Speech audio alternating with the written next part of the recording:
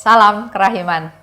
Hari ini 29 April. Kita akan baca dari 1577 dan 1578. Kita mulai ya. 1577.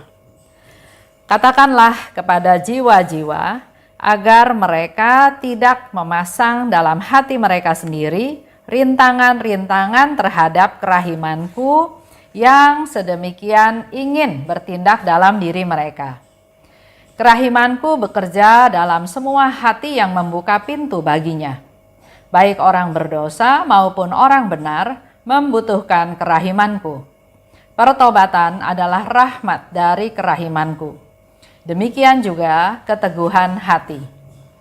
1578. Biarlah jiwa-jiwa yang sungguh mengusahakan kesempurnaan menyembah kerahimanku secara istimewa, sebab rahmat berlimpah yang ku anugerahkan kepada mereka mengalir dari kerahimanku. Aku ingin agar jiwa-jiwa ini menjadi unggul karena pengharapan yang tanpa batas kepada kerahimanku. Aku sendiri akan membantu pengudusan jiwa-jiwa seperti itu. Aku akan memperlengkapi mereka dengan segala sesuatu yang mereka butuhkan untuk mencapai kesucian. Rahmat kerahimanku hanya dapat diperoleh dengan menggunakan satu bejana, yakni pengharapan. Semakin besar pengharapan suatu jiwa, semakin banyak rahmat yang akan ia terima. Jiwa-jiwa yang pengharapannya tanpa batas merupakan penghiburan yang paling besar bagiku, sebab dengan demikian aku dapat melimpahkan seluruh kasanah rahmatku ke dalam diri mereka. Aku bersukacita bahwa mereka memintanya dalam jumlah banyak, karena aku memang ingin sekali memberikan banyak rahmat, bahkan amat banyak. Sebaliknya, aku sangat sedih kalau jiwa-jiwa hanya meminta sedikit rahmat, kalau mereka menyempitkan pintu hati mereka. Katakanlah kepada jiwa-jiwa, itu yang Yesus katakan kepada Suster Faustina, supaya kita mengatakan kepada jiwa-jiwa, agar mereka tidak memasang dalam hati mereka rintangan-rintangan terhadap kerahimanku. Tuhan ingin melimpahkan kerahimannya yang luar biasa, yang sangat banyak. Tapi sering tanpa sadar, atau mungkin kita sadar, kita justru merintangi rahmat-rahmat itu untuk kita terima. Karena Yesus ini dikatakan agar mereka tidak memasang dalam hati mereka rintangan-rintangan terhadap kerahimanku. Contoh, mengampuni. Tuhan mau memberikan rahmat pengampunan kepada kita supaya kita mampu mengampuni orang lain. Tapi di otak kita, di dalam tekad kita sering pokoknya orang itu nggak mungkin saya ampuni. Orang itu jahat, orang itu merugikan saya, orang itu membuat keluarga saya berantakan, orang itu membuat banyak hal-hal yang kita ingat adalah orang-orang itu jahat. Otomatis kita merintangi rahmat pengampunan yang Tuhan mau kasih. Saya nggak mau terima rahmat pengampunan kalau untuk dia. Jadi kita yang merintangi, padahal Tuhan ingin memberikan rahmat tersebut. Contoh lagi, tahu dia berdosa. Ya, sharing seorang ibu. Dia tahu dia berdosa, dia mengambil suami orang lain, tapi dia rintangi rahmat Tuhan itu. Enggak, Tuhan, saya sudah memperjuangkan orang laki ini sampai menjadi milik saya.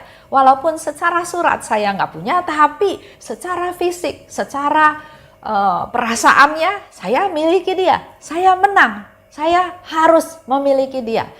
Saya nggak bisa hidup tanpa dia. Nah, itulah rintangan-rintangan yang kita buat sendiri yang menyebabkan rahmat Tuhan nggak bisa kita terima.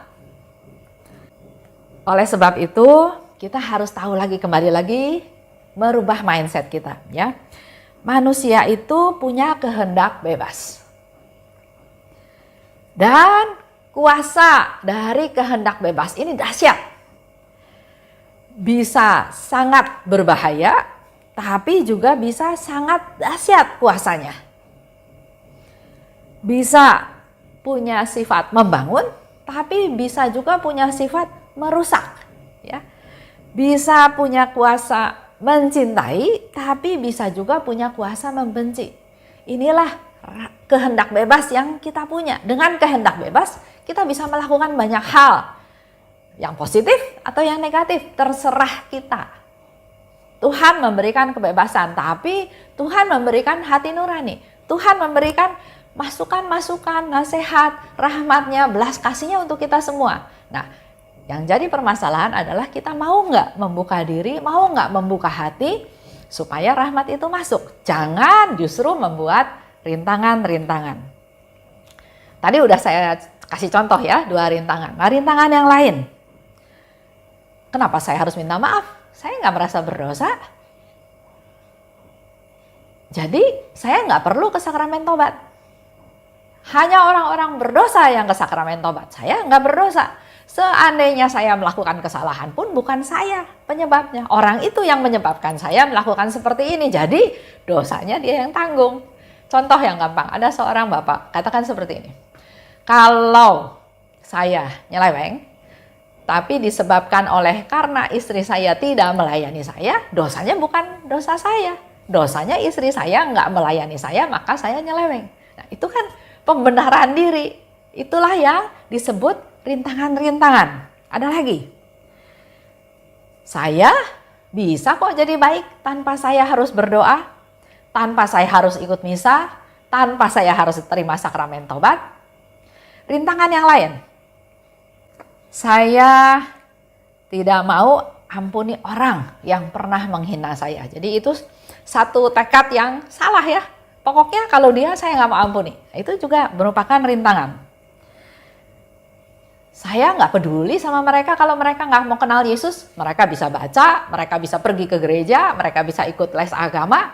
Tapi kalau mereka nggak mau ya bukan salah saya. Jangan salahin saya. Kalau saya nggak peduli sama mereka. Mau mereka tahu Tuhan, mau mereka nggak tahu Tuhan ya. Rintangan yang lain. Karena kepahitan, karena luka batin mungkin ya, dan dia nggak mau membuka hati, maka dia menjadi orang yang hatinya seperti batu. Hati yang keras, hati yang pendendam, hati yang pokoknya saya nggak mau peduli orang lain. Nah, dalam hal ini, mari kita mengevaluasi diri kita masing-masing. Yesus ada di depan pintu hati kita. Dia mengetuk pintu hati kita. Poinnya adalah, kita mau buka nggak hati kita? Dan kita harus waspada, kita harus ingat ya, kalau Yesus mengetuk pintu hati kita terus kita tetap tutup dan Yesus pergi, Yesus belum tentu balik lagi loh. Karena kan Yesus memberi kita kehendak bebas. Kalau kita mau tutup pintu ya sudah, Yesus juga nggak mau maksa. Hati-hati ya. Kerahimanku bekerja dalam semua hati yang membuka pintu baginya. Jadi Yesus katakan Yesus mau bekerja di setiap hati manusia. Kalau pintu hati kita buka. Baik orang berdosa maupun orang benar membutuhkan kerahimanku. Ini seringkali Yesus juga katakan. Jadi kerahiman itu bukan hanya untuk orang berdosa. Orang benar juga perlu kerahiman supaya dia diteguhkan, supaya dia semakin kuat. Jadi baik orang berdosa maupun orang benar perlu kerahiman Tuhan. Karena setiap orang itu rapuh. Mungkin hari ini kita jadi orang yang benar. Tapi karena kedagingan, karena godaan, karena tantangan, karena banyak hal. Seperti dikatakan tadi ya, hati kita nih rapuh, daging kita nih lemah. Jadi bisa aja kita jatuh dalam dosa. Manusia itu nggak sempurna, sehingga kita tetap butuh kerahiman Tuhan. Jadi perlu terus kontak dengan Tuhan dalam doa dan jangan peduli dengan mood. Kan ada orang yang bilang, wah saya lagi sukacita, saya lagi senang, saya lagi happy, saya mau berdoa. Tapi sebaliknya enggak, saya lagi susah, saya lagi sakit, saya lagi menderita, saya lagi banyak masalah, saya nggak bisa berdoa. Nah, doa, relasi sama Tuhan nggak ada kaitannya sama mood. Tapi itu menjadi satu keputusan. Tuhan, saya mau berdoa. Dalam keadaan apapun, bangun pagi dalam keadaan sakit, sehat, banyak urusan, doa pagi. Doa malaikat Tuhan. Jam 12 doa malaikat Tuhan. Jam 3 punya komitmen, Tuhan saya mau berdoa jam kerahiman. Jadi jangan berdasarkan mood ya doa tersebut, tapi adalah suatu keputusan. Pertobatan maupun ketekunan adalah rahmat dari kerahimanku. Jadi kalau kita merasakan saya berdosa, saya ingin mengaku dosa-dosa saya ingin hidup benar di hadapan Tuhan, saya bertobat, saya nggak mau lakukan dosa lagi, itulah rahmat, kerahiman yang Tuhan beri. Ya, lanjut. 1578. Semakin besar iman, keyakinan suatu jiwa, semakin banyak rahmat yang akan ia terima. Oleh sebab itu, mari kita tumbuhkan iman kita. Kita mendengarkan penjelasan-penjelasan, ikut seminar, baca Alkitab, baca buku-buku rohani, kita ikut live streaming, misa setiap hari, atau banyak hal ya, untuk menumbuhkan iman kita. Karena di sini dikatakan semakin besar iman, kepercayaan, keyakinan suatu jiwa, maka semakin banyak rahmat yang ia terima. Itu yang Yesus katakan. Rahmat tidak tergantung dari pemberinya. Yesus ingin memberikan banyak rahmat ya, contohnya ya, Yesus ingin memberikan banyak rahmat, tapi ada orang yang bisa menerima rahmat tersebut, tapi ada orang yang nggak bisa menerima rahmat. Contohnya dalam bacaan hari ini, dia tutup pintu hatinya, dia bikin rintangan di depan pintu hatinya yang menyebabkan rahmat Tuhan nggak bisa masuk, nggak bisa mengalir, padahal dia ingin memberi banyak. Jadi pemberian rahmat nggak hanya berkaitan dengan yang memberi rahmat, tapi juga tergantung dengan kesiapan kita yang akan menerimanya. Kita siap nggak? Siap nggak menerima rahmat tersebut? Tuhan selalu memberi. Di Lukas 18 ayat 7, di situ ada tulisan ya. Tidakkah Allah akan membenarkan orang-orang pilihannya yang siang malam berseru kepadanya? Siang malam berseru kepadanya. Orang pilihan adalah orang yang menghargai setiap rahmat. Tuhan selalu memberikan dirinya. Rahmat yang Tuhan berikan itu adalah sebetulnya dirinya yang diberikan. Jadi kalau kita menerima rahmat Tuhan, kita menerima keberadaan Tuhan. Jiwa yang pengharapannya tanpa batas merupakan penghiburan yang paling besar bagiku. Ini pun penting diulang-ulang terus oleh Yesus. Orang yang punya pengharapan yang besar itu menyenangkan Tuhan, karena berarti kita percaya pada Tuhan, kita mengandalkan Tuhan, kita berharap padanya. Sebab dengan demikian aku dapat melimpahkan seluruh kasanah rahmatku ke dalam diri mereka. Tuhan melimpahkan segala macam rahmat, kasanah rahmat. Tapi kalau dilimpahkan pada orang yang tidak percaya, rahmat itu mereka nggak bisa terima. Bahkan mereka nggak mau terima dalam tanda kutip. Dan itu membuat Yesus sedih. Di sini dikatakan kalau kamu punya pengharapan besar itu menyenangkan aku karena aku bisa memberi banyak rahmat dan engkau pasti menerimanya. Jiwa yang pengharapannya tanpa batas adalah yang nggak pernah meragukan kebaikan Tuhan. Yang selalu mensyukuri apa yang terjadi dalam kehidupannya. Itulah jiwa yang punya pengharapan yang besar, yang tanpa batas. Aku bersuka cita bahwa mereka memintanya dalam jumlah banyak, karena aku memang ingin sekali memberi banyak rahmat, bahkan amat banyak. Ini yang sering saya lakukan ya, sering saya katakan bahwa minta yang banyak. Bukan berarti kita rakus, bukan berarti kita mau semuanya, karena memang Yesus yang bilang sendiri, minta yang banyak. Karena kenapa? Karena Yesus ingin memberi banyak. Mintalah yang banyak, termasuk hal-hal yang mustahil untuk diberikan.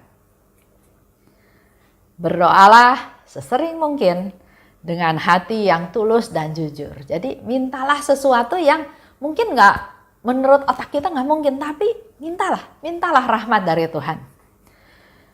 Aku sering menahan rahmat yang besar sampai akhir doa. Itu ada dikatakan di 268. Jadi jangan jemu-jemu kita berdoa. Karena seperti yang Yesus tadi katakan ya di 2:6-8, dia kadang-kadang menahan untuk menjawab doa tersebut sampai di akhir doa. Jadi jangan putus asa di tengah jalan. Doa yang selalu Tuhan kabulkan adalah doa untuk pertobatan orang berdosa. Jadi kalau Bapak Ibu dalam keluarga atau mungkin pasangan atau mungkin anak atau siapa aja, kita berdoa buat mereka untuk pertobatan mereka. Yakin 100% Tuhan pasti kabulkan.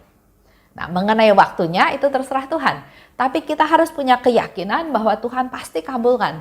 Jangan putus asa, jangan berhenti di tengah jalan.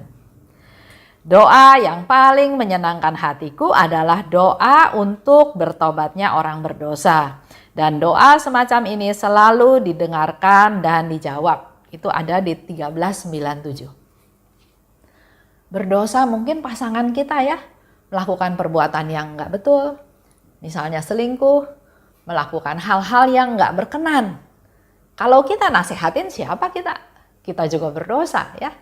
Suami belum tentu mau dengar istri ngomong ya, tapi berdoa. Karena Tuhan di sini sudah kasih solusi, sudah kasih jalan, doakan mereka supaya mereka mengalami rahmat pertobatan.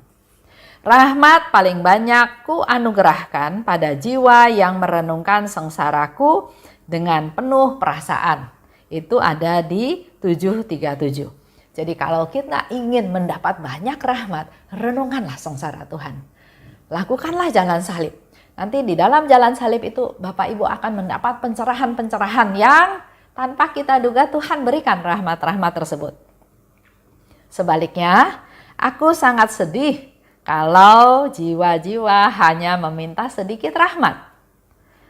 Kalau mereka menyempitkan pintu hati mereka. Jadi kalau Tuhan ingin kita punya hati yang terbuka, pintu hati yang terbuka, rahmat apa aja yang Tuhan mau beri kita terima, kita minta rahmat apa aja, semakin minta banyak semakin Tuhan senang. Tapi ada orang-orang yang menyempitkan pintu hati mereka, bukannya sedikit aja, dikasih rahmat banyak nggak mau, Tuhan saya cuma mau satu aja. Nah ini menyedihkan Tuhan. Aku ingin melimpahkan rahmat tapi mereka tidak mau menerimanya. Ada di 367. Sering ya kita berdoa, kita minta rahmat Tuhan. Tuhan memberikan rahmat yang kita butuhkan, bukan yang kita inginkan. Karena Tuhan tahu apa yang kita perlukan.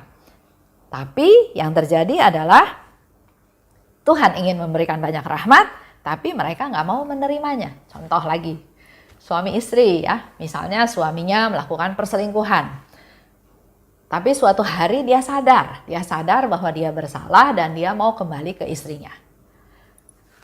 Pilihannya ada di istrinya dengan kehendak bebas dia, apakah dia mau mengampuni dan menerima kembali si suami atau dia ingat semua kesalahan suami dan dia nggak mau terima. Itu ada kehendak bebas di si istri. Nah, dalam situasi ini Tuhan sangat tahu dan Tuhan ingin keluarga itu utuh kembali.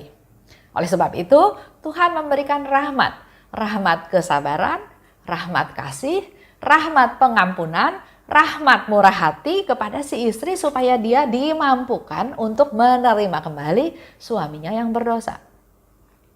Tapi yang terjadi apa? Yang terjadi istri nggak mau terima. Rahmat pengampunan, enggak bisa Tuhan, dia nggak bisa diampuni. Rahmat kasih, enggak, saya udah nggak ada kasih sama dia, saya udah benci sama dia. Rahmat yang lain, udah nggak mau. Kita yang menolak rahmat-rahmat tersebut. Dan ini Yesus katakan, aku ingin melimpahkan rahmat tapi mereka tidak mau menerimanya. Tapi di pihak lain, Tuhan kok hidup saya menderita, Tuhan kok suami saya selingkuh, Tuhan kok suami saya nggak bertanggung jawab, Tuhan kok suami saya pelihara perempuan lain. Kita sering komplain. Dan Tuhan memberikan solusi, memberikan rahmat, tapi kita nggak mau terima rahmat tersebut. Itu ada ya di 367. Mereka punya waktu untuk apa saja, tapi tidak punya waktu untuk datang padaku guna mengambil rahmat. Ini yang tadi saya juga ceritakan, seperti cerita ibu tadi. Dia punya banyak waktu untuk apa saja, untuk cerita suaminya jahat, cerita suaminya selingkuh, cerita atau menyelidiki suaminya itu pergi sama siapa saja, berusaha menangkap basah, dipamerin ke orang-orang bahwa suaminya berdosa, suaminya bersalah, dia punya waktu untuk hal tersebut. Tapi dia nggak punya waktu untuk datang pada Tuhan, untuk minta rahmat dari Tuhan, untuk bisa memperoleh kekuatan mengatasi situasi yang sedang dia hadapi. Itu yang dikatakan juga oleh Tuhan di 367. Kita punya waktu untuk apa aja, tapi nggak punya waktu untuk datang ke Tuhan untuk minta rahmat. Nah, semoga melalui contoh-contoh yang saya sharing hari ini bisa kita juga merefleksi diri kita sendiri. Keutuhan, harmonisasi di dalam keluarga nggak harus selalu suami dan istri. Bisa antara orang tua dan anak, bisa antara orang tua, mertua dan menantu, bisa juga antara kita anak dan orang tua, atau juga dengan saudara-saudara atau dengan saudara-saudara di dalam komunitas. Segala hal terjadi dalam tanda kutip seizin Tuhan. Tuhan izinkan itu terjadi. Dan Tuhan mau kita bersandar padanya, kita mengandalkan Dia, kita minta rahmat dari Dia supaya kita bisa terus bertempur, bisa keluar sebagai pemenang. Mintalah rahmat yang banyak, karena Tuhan tetap ingin melihat kita bahagia. Tuhan gak mungkin ingin melihat kita sedih, melihat kita susah, melihat kita putus asa, tapi tanpa kita sadari, kitalah yang membuat kita susah. Pintu hati kita tutup, bikin rintangan, bikin balok-balok, pokoknya saya gak mau terima rahmat-rahmat Tuhan karena saya cinta diri, karena saya memikirkan wah, sayalah hidup yang paling menderita karena seperti ini, seperti itu. Faktanya sudah ada, kita belajar menerima dan bersandar pada Tuhan, minta rahmat dari Tuhan. Rahmat kesabaran, rahmat belas kasih, rahmat pengampunan, rahmat kekuatan. Tuhan pasti kasih, karena tadi Tuhan bilang kan, doa untuk pertobatan orang pasti dikabulkan. Waktunya Tuhan. Mari kita semua tetap mengandalkan Tuhan. Terima kasih. Salam kerahiman.